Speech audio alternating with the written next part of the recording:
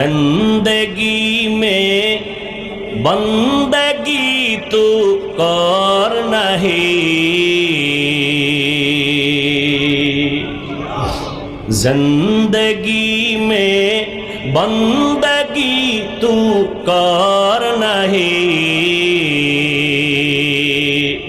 जिंदगी बे बंदगी शर्मिंदा है, जिंदगी बे बंदगी शर्मिंदा है।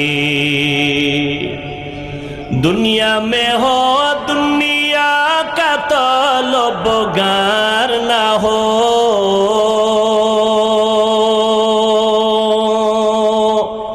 बाजार से गुजर हो खरीदार ना हो, दुनिया में हो दुनिया का तलबगार ना हो, बाजार से गुजर हो खरीदार ना हो। ये दुनिया एक मिसल कागज फूल है, ये दुनिया एक मिसल कागज फूल है, जिंदगी में बंदगी तू कर नहीं, जिंदगी में बंदगी तू कर नहीं, जिंदगी बे बंदगी शर्मिंदा है, जिंदगी बे बंदगी शर्मिंदा है। খারাপ লাগে না? ভালো লাগে? তাহলে গান শুনো কেন বলো? এরে যুবক আল্লাহর গোলাম, পাও দুটো যদি আগাইয়া দিতি আল্লাহর কসম,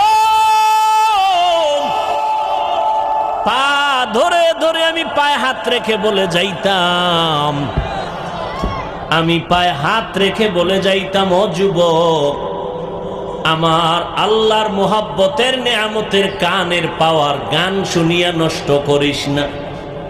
যুবক, বিদায় বেলা দুটো সবক দিয়া যাই, মাঝে মাঝে মানিস ডেলি পারবি না, কারণ বাবায় মান্নত করছে মোবাইল দিয়া জাহান্নামে নিবে। আমি বান্দার বয়ানে মোবাইল থেকে ফিরবি না রে যুবক। সারাটা রাত মোবাইলের পেছনে পড়ে চেহারাটারে কার্টুন বানাইছো, কবিরা গুনাহ করে করে চোখের পাওয়ার নষ্ট করেছো।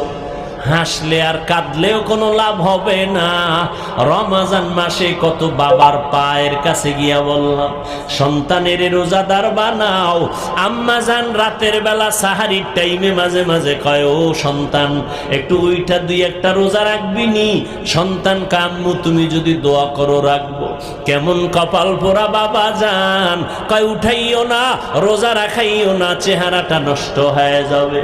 ওই আব্বা জানের যদি জিজ্ঞাসা করি, বাবা তোমার সন্তান রোজা রাখলে চেহারা নষ্ট হবে, আর আজ মোবাইল চালাইয়া রাত সারাটা রাত কবিরা গুনাহ করে করে করে করে করে করে চেহারাটা নষ্ট করে ফেললো, ব্রেনের উপরে এফেক্ট লাগলো, হার্ট দুর্বল, কিডনি দুর্বল, চোখের পাওয়ার নাই, মাথা ব্যথা বেড়ে গেল, বুকে ব্যথা বেড়ে গেল, পড়তে বসলে মনে চায় না, মাথা ঘুরায়, মোবাইলের কারণে সব নষ্ট। বলো বাবা, তোমার সন্তান মোবাইল দিয়া চেহারা নষ্ট করলো, কোন মেডিসিন দিয়া বলো সন্তানের চেহারা ভালো বানাইবা?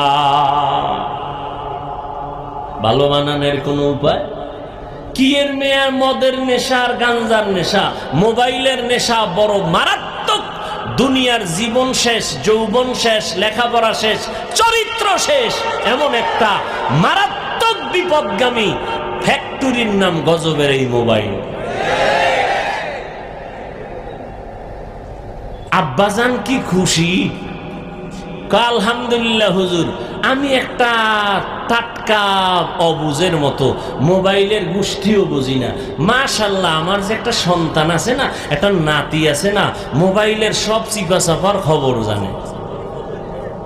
খুব গুণগান গাইয়া 1 মাস পরে সন্তান কোলে নিয়ে কয়, হাফিজ ভাই একটু দম করেন, পানি ভরা দেন। বিষয় কি? কয় বোবা হয়ে গেছে, কথা কয় না। মোবাইলের আকামে ধরছে ভালো। ওই মোবাইলের দিকে সারাদিন মোরাকাবায় ছিল, তাকায় তাকায় শুধু নাচ গান দেখতো। আব্বুও বলা শিখায় নাই, আম্মু ডাকাও শিখায় নাই। এজন্য স্পষ্ট রসুলের সহি হাদিস, قال النبي صلى الله عليه وآله وسلم ما من مولود إلا يولد على الفطرة فأبواه يهودانه أو ينصرانه أو يمجسانه।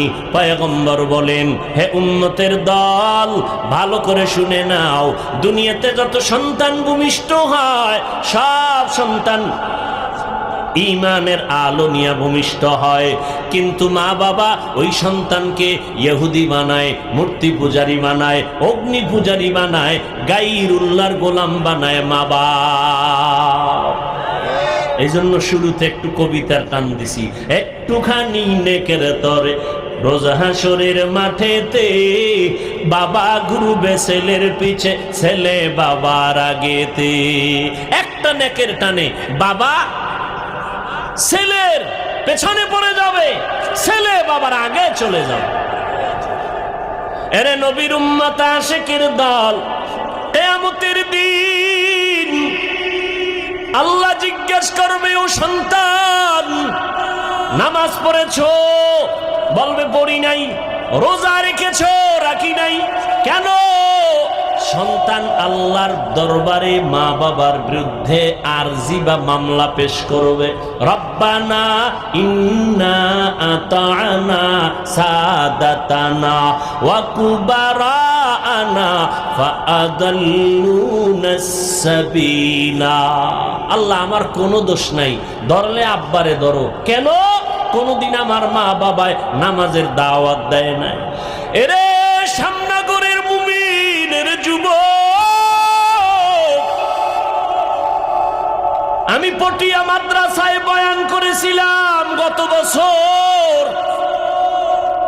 বলেছিলাম দুনিয়ার মানুষ সম্মানের চেয়ারে বসাইতে আগে যোগ্যতার যাচাই করে, তারপরে চেয়ারে বসায়। আর আমার আল্লাহ চেয়ারে বসাইয়া যোগ্যতা দেয়। ব্যবধান আছে না নাই? মানুষ যোগ্যতা দেখা চেয়ারে বসায়, আর আমার মাওলা অযোগ্যরে চেয়ারে বসাইয়া যোগ্যতা দেয়। কাবেলিয়াত দাদে উরা শর্ত নিজ বলকে শর্ত কাবেলিয়াত দাদে উস। দুনিয়াওয়ালাদের মতো আল্লাহ যদি বাছাই করতেন যোগ্যতা ছাড়া চেয়ারে বসাইব না, তাহলে আফ্রিকার জঙ্গলের বেলাল মদিনার দরবারে আসতে পারত না। যদিও 10 জন জান্নাতি সাহাবার মধ্যে বেলালের নাম নাই, কিন্তু দাম কত বেলালের জানো রে মুমিন? আমার নবী জান্নাত দেখে আসছেন ওই মেরাজের রাত। বেলালের হাঁটার আওয়াজ শুনে আসছেন। বেলালের এত মর্যাদা, আল্লাহ বেলালের এত মর্যাদা দান করেছেন, যদি শুধু বেলালের ইতিহাস বলা শুরু করি সারা রাত চলে যাবে। আল্লাহ তাআলা যোগ্যতা দেইখা চেয়ার দেয় না, বরং চেয়ারে বসাইয়া যোগ্যতা দান করে। এরে যুবক, সন্তান বলবে আমার মা বাবাকে আটকাইয়া দাও। কোনদিন মা বাবা আমারে নামাজের দাওয়াত দেয় নাই, জুমার মসজিদে যাওয়ার জন্য বলে নাই, নামাজের কথা বলে নাই। অথচ নবী বলেন, ও উম্মতের দল, বাচ্চার বয়স যখন 7 বছর হবে, 6 বছর, নামাজের মুসাল্লায় দাঁড় করায় দাও। 10 বছরের সময় একটু শাসন লাগলে করায় নামাজের মুসাল্লায় উঠাও, কারণ বড় হয়ে গেলে কন্ট্রোলে নিতে পারবা না, তখন তোমার বিপদ ঘাড়ে চেপে পড়বে। মাত্র কয়েক মাস আগে ফেসবুক শরীফের গোলাম সাহেবরা সবাই জানেন, কয়েক মাস আগে ঢাকা বাড্ডা থানার ভেতরে দুইটা বড় বড় শিক্ষিত আজদাহা সন্তান রেখে বাবায় কোটি টাকার সম্পদ রেখে মরে গেল। বাবার লাশটা রাস্তায় পড়ে রইল ঘরের দরজায়। দুইটা সন্তান বাবার টাকা পয়সা নিয়ে ঝগড়ায় সারাটা দিন পার করলো, বাবার লাশটা দাফনের মতো চিন্তা কোনো সন্তান করে নাই। এমন কুলাঙ্গার সন্তান জন্ম দিয়া কি লাভ হবে বলো? এমন কুলাঙ্গারের বাবা দাবি করলে কি লাভ হবে বলো? ও যুবক, ও বাবাজি, ও পর্দার আড়ালের আম্মা জানেরা আসেনি? আম্মা জানেরা আছে? এরে আম্মা জান, আপনাদের কত সম্মান আপনারা জানেননি। আপনারা নবীদের মায়ের মতো মা, সাহাবায়ে কেরামের মায়ের মতো মা, আপনারা হাফেজে কোরআনের মায়ের মতো মা। এই স্টেজের ভিতরে হাফেজে কোরআনের মাথায় পাগড়ি দেওয়া হলো, এদের মা বাবার জীবনটা কত ধন্য। কিয়ামতের দিন আমার আল্লাহ নূরের তাজ তাদের মাথায় পড়ায় দিবেন।